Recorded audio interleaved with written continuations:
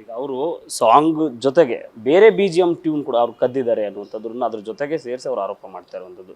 ಅವ್ರು ಏನೇ ಆರೋಪ ಮಾಡಲಿ ನಾವೆಲ್ಲ ಕೋರ್ಟಲ್ಲಿ ಮಾತಾಡ್ತೀವಿ. ಈಗ ಕೊನೆಯದಾಗಿ ಯುವರಾಜ್ ಅವ್ರಿಗೆ, ಅವರು ಕೂಡ ರ್ಯಾಪರ್, ಅವ್ರಿಗೆ ಏನು ಹೇಳಕ್ಕೆ ಇಷ್ಟಪಡ್ತೀರಾ ಸರ್? ಏನಿಲ್ಲ ಸರ್, ಅವರು ಒಳ್ಳೆ ಆರ್ಟಿಸ್ಟ್ ಇರ್ಬೋದು, ಅವರು ಸಿಂಗರ್ ಇರ್ಬೋದು. ಸೊ ಅವರು ಈ ಥರ ಸಿಚುವೇಶನ್ ಅರೈಸ್ ಆಗಿದೆ. ಸೊ ನನ್ನ ಲೈಫ್ ಅಂತೂ ಈಸಿನೇ ಇಲ್ಲ ಸರ್.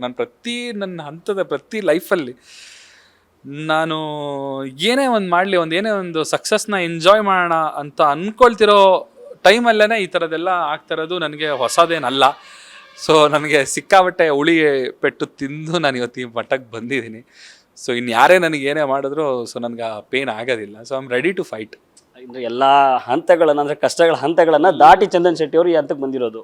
ಎಲ್ಲ ಹಂತನೂ ನೋಡ್ಬಿಟ್ಟಿದ್ದೀನಿ ನನ್ನ ಲೈಫಲ್ಲಿ, ತುಂಬ ಅನುಭವಿಸ್ಬಿಟ್ಟಿದ್ದೀನಿ ನಾನು. ಅಪ್ಸ್ ಆ್ಯಂಡ್ ಡೌನ್ಸ್ ತುಂಬ ನೋಡ್ಬಿಟ್ಟಿದ್ದೀನಿ. ಸೊ ಇದೆಲ್ಲ